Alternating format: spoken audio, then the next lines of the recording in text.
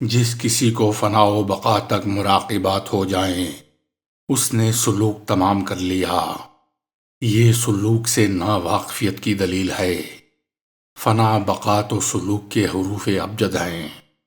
جس طرح آپ کسی کی بھی زبان پر الف بے جیم پڑھتے ہیں، اسی طرح یہ سلوک کے حروف تہجی اور حروف ابجد ہیں۔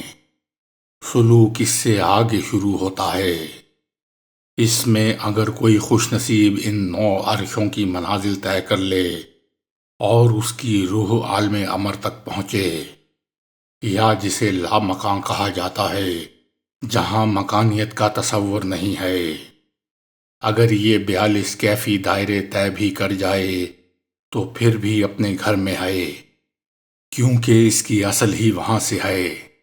اس نے اتنا فاصلہ طے کیا جیسے کوئی مسافر صحراؤں، جنگلوں، دور دراز وادیوں، چور اور ڈاکوؤں سے بچ کر سفر کی صعوبتوں کو برداشت کرتا ہوا بخیر و عافیت اپنے گھر پہنچ جائے۔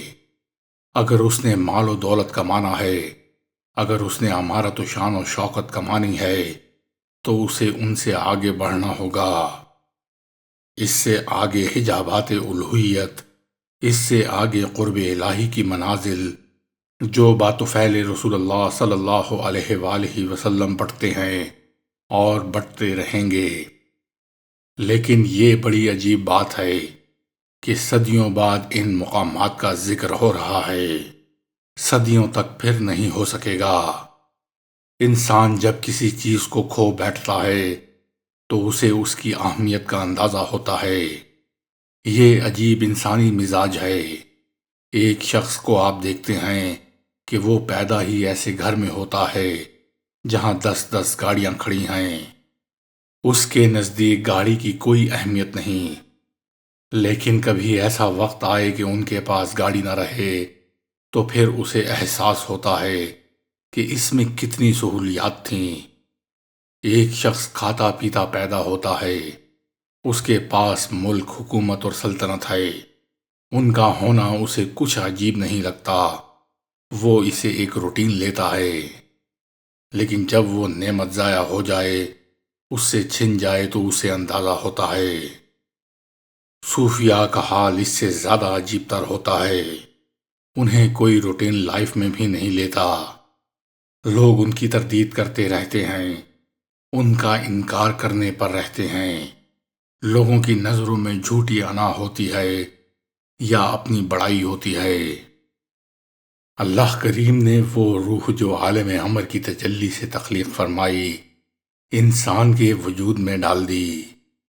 تفسیر مظہری میں قاضی ثناء اللہ پانی پتی رحمۃ اللہ علیہ لکھتے ہیں کہ یہ وہی روح ہے جو قلب سے حیات کو شروع کرتی ہے، جس کا سب سے پہلا ورود ہی قلب میں ہوتا ہے اور پھر 5 مقامات پر نظر آتی ہے: قلب، روح، سری، خفی، اخفی۔ وہ فرماتے ہیں کہ انسان حقیقتاً 10 چیزوں کا مرکب ہے، اور یہی بات حضرت مجدد الفسانی رحمۃ اللہ علیہ بھی لکھتے ہیں کہ اس عالم آب و گل سے آگ، مٹی، ہوا، پانی اور 5واں نفس یا روح حیوانی، جو ان 4 عناصر کے ملنے سے بنتا ہے اور جسے آپ آج کی اصطلاح میں انرجی کہتے ہیں، اور 5 وہ لطائف جو عالم امر سے متعلق ہیں، جو اس روح یعنی امر ربی سے ہے، ان کے ورود سے روشن ہوتے اور جو اس کے رہنے کا ٹھکانہ بنتے ہیں، یعنی قلب، روح، سری، خفی اور اخفا۔ یہ 10 چیزیں مل کر انسان بنتا ہے۔ یہ استعداد ہر انسان لے کر آتا ہے، جیسا کہ نبی اکرم صلی اللہ علیہ وآلہ وسلم کا ارشاد ہے: ہر پیدا ہونے والا فطری خصوصیات لے کر پیدا ہوتا ہے، پھر اس کے والدین یا اس کا معاشرہ یا اس کا ماحول کسی کو یہودی، کسی کو مجوسی بنا دیتا ہے۔ وہ ان سے اثر قبول کر کے اسلام کے سوا کوئی راستہ اختیار کر لیتا ہے، ورنہ انسان میں استعداد موجود ہوتی ہے۔ تو سجدہ انسانی وجود کو نہیں کیا گیا، سجدہ انسان نے موجود عناصر یا اس کے ملنے سے پیدا ہونے والے نفس یا روح سفلی کو نہیں کیا گیا، بلکہ فرمایا کہ جب میں اپنی روح جو عالم امر کی تجلی سے پیدا کی گئی، جو صفت ہے حیات کی، اس میں پھونک دوں تو تمہیں سجدہ کرنا ہوگا، تو سجدہ اس روح کو کیا گیا۔ عزت و احترام اس کے لیے ہے، انسانیت کی تکمیل اس کی روح سے ہوتی ہے، جو عالم امر کی تجلی ہے، اور اس کی حیات قلب سے شروع ہوتی ہے، اور قلب کی حیات نور ایمان پر ہے۔ اب اگر نور ایمان ہی جاتا ہے تو قلب بھی جاتا رہے گا۔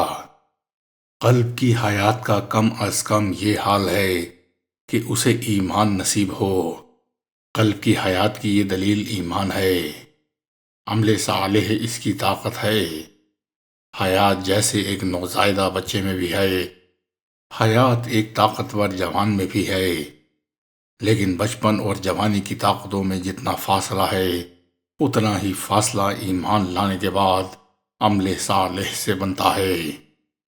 عمل صالح اسے قوت دیتا ہے، اور محض ایمان ابتدائی حیات ہے، لیکن اگر کوئی ایمان ہی پر نہ رہے تو اس میں جب تک وہ دنیا میں ہے، عالم امر کی اس تجلی کو دوبارہ پانے کی استعداد رہتی ہے، لیکن وہ اگر ایمان کھو دے تو پھر اس کے وجود کا حصہ نہیں رہتی، وہ اس سے سلب ہو جاتی ہے۔